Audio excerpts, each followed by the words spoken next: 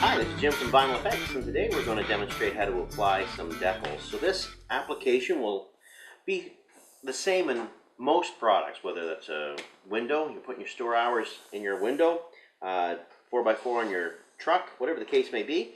This is a general way of putting on basic decals. So the first thing you need to do is get your tools in place, and you're going to need a cleaner that is alcohol-based. Other cleaners that are oil-based are going to leave a film and you're never going to get good adhesion. So alcohol-based cleaner, you're going to want to get some masking tape, a squeegee, tape measure, and an X-Acto knife. Maybe the most important thing you're going to need, however, is a lint-free rag, and it needs to be lint-free because as you're cleaning, anything that you leave behind, any piece of lint, that's going to make a bubble. So the more lint you have, the more bubbles you're going to have. So lint-free is the way to go. So let's get started. First thing you're going to do is you're going to clean your surface.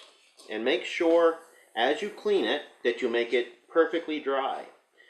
The reason you want it perfectly dry is the backing paper to your decal is just that, paper. And there's a little bit of wax on the other side that keeps the glue clean. If this backing paper gets wet, the wax will separate and be stuck to the adhesive on your decal, and you're going to need to buy a new decal. So make sure it is dry. The method we're going to use today is the hinge method. People say you can put decals on wet, and that is true, but there's a lot of drawbacks to putting it on wet. First thing you need to do is get a couple of control tabs so you have control of the product.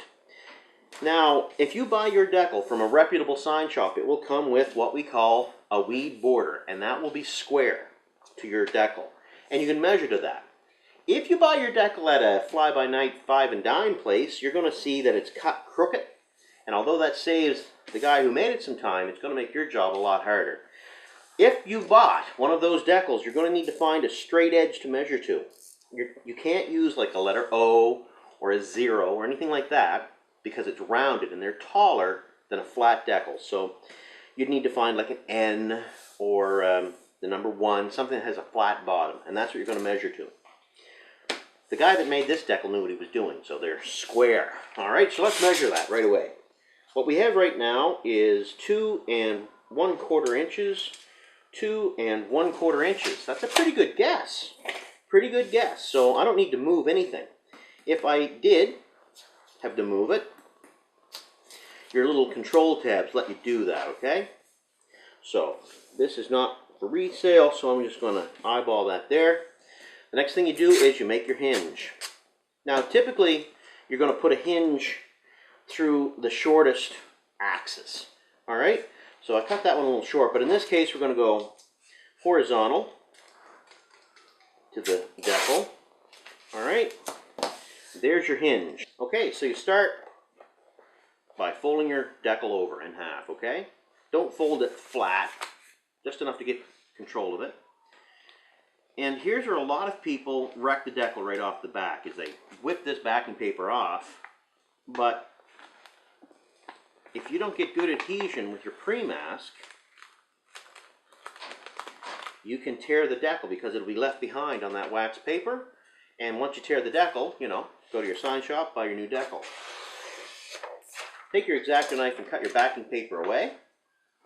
It's good to use an X-Acto knife or a pair of scissors, because if you just tear it by hand, this paper will leave a lot of lint. And when you fold that over, you're going to get lint in there and a row of bubbles. So better to have a sharp tool for that. Okay, so get control of the decal. And you want to have a little belly in it. So you don't want to kink or anything like that. You want to get a bit of a belly in there, okay? And that belly is going to be your friend because that's going to hold the decal straight. Okay, so decal's starting to be adhered there now. And what you're going to do is have overlapping strokes. You don't want to try to do it all in one big sweep. You want to overlap what you're doing. Take the hinge off. Take the other half of your decal, and again, slowly pull your backing paper off. Okay, so I'm trying to, there we go. Went too quick and I've ripped it. Okay, so you're going to need to go in, get that started again. Alright, so the advantage of going slow is evident. Alright, Great. So, again, get that belly. Get that belly working for you. And again, you start in the middle, down, start in the middle, down, overlapping strokes. And the pressure that you're using is like a good firm handshake. A good firm handshake. Because what you're doing is you're trying to get the air out. So if you don't apply enough pressure, what you're doing is you're getting the adhesion, but you're not pushing that air out. So you're going to have a lot of bubbles. So a good firm handshake. You don't have to push it through the table, but a good firm handshake. All right, that looks good. The next problem area that people get into is when they pull their pre-mask off. Now, pre-mask is also called carrier paper, or it's called positioning paper. Okay, and what that does is make sure all of your things stay together, so you don't have to measure each line to put it on. Okay, so when you pull it off, keep the backing and the pre-mask together, okay? So if you pull up like this, you're working against the glue, and you get that little, row of bubbles there. So keep it flat, pull it off at an angle, don't rush it. All right? So that is that.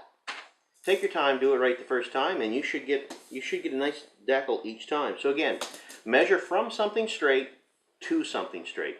That's a very critical part. So if you have any questions, or you'd like to see how you can do more decal installations, just drop me a line. I'll be more than happy to answer them for you. And again, this is Jim from VFX. Thanks for tuning in.